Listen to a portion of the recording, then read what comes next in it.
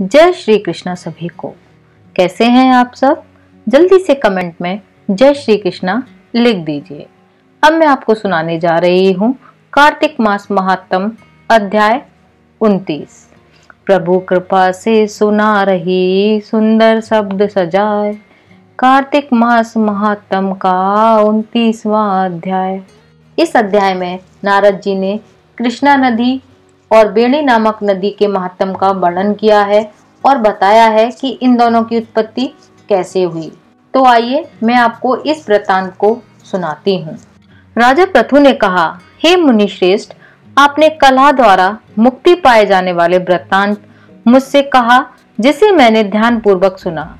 हे नारद जी, यह काम उन दो नदियों के प्रभाव से हुआ था, तो कृपया करके आप मुझे उन दो नदियों के बारे में बताएं। नारद जी बोले, हे राजन, कृष्णा नदी साक्षात भगवान श्री कृष्ण महाराज का शरीर और बेणी नामक नदी भगवान शंकर का शरीर है। इन दोनों नदियों के संगम का महात्म श्री ब्रह्मा जी भी वर्णन करने में समर्थ नहीं है। फिर भी आपने पूछा है, इसलिए आपको इनकी उत्पत्ति का वृत्तांत मैं सुनाता हूँ। आप ध्यान पूर्वक सुनो।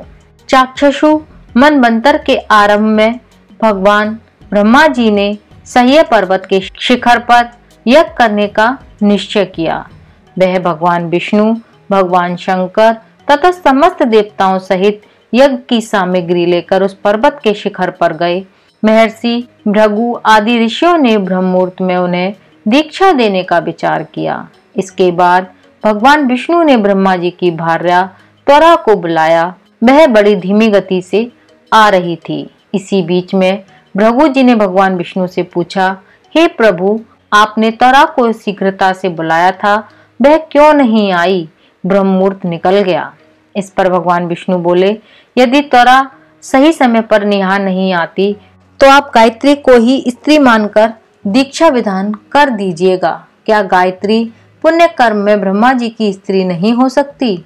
नारद जी ने कहा, हे राजन, भगवान विष्णु की इस बात का समर्थन भगवान शंकर जी ने भी किया। यह बात सुनकर भृगु जी ने गायत्री को ही ब्रह्मा जी के दाईं ओर बिठाकर दीक्षा विधान आरंभ कर दिया।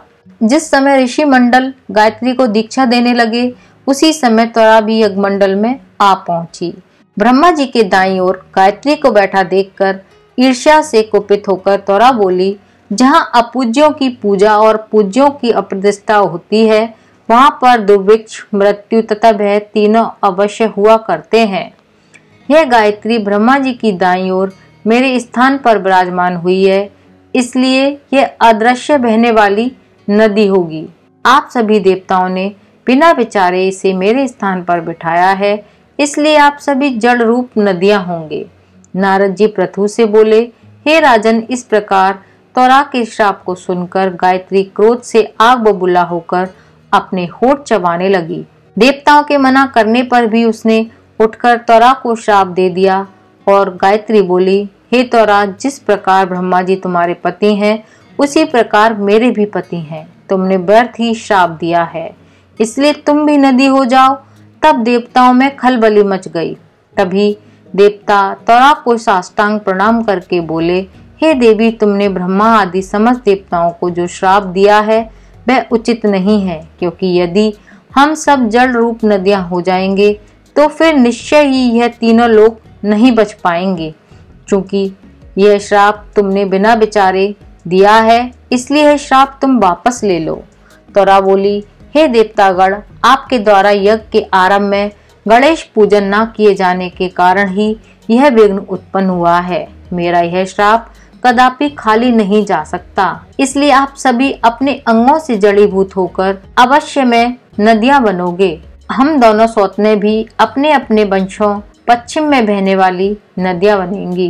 नारद जी राजा पृथु से बोले, हे राजन, त्वरा के ऐसे वचन सुनकर भगवान विष्णु, शंकर आदि सभी देवता अपने अपने अंशों से नदियां बन गए। भगवान विष्णु के अंश से कृष्णा, भगवान शंकर के अंश से बेड़ी तथा ब्रह्मा जी के अंश से ककुदम्बती नामक नदियां उत्पन्न हुई। समस्त देवताओं ने अपने अंशों को जड़ बनाकर वहीं सह्य पर्वत पर फेंक दिया। फिर उन लोगों के अंश पृथक पृथक नदियों के रूप में बहने लगे।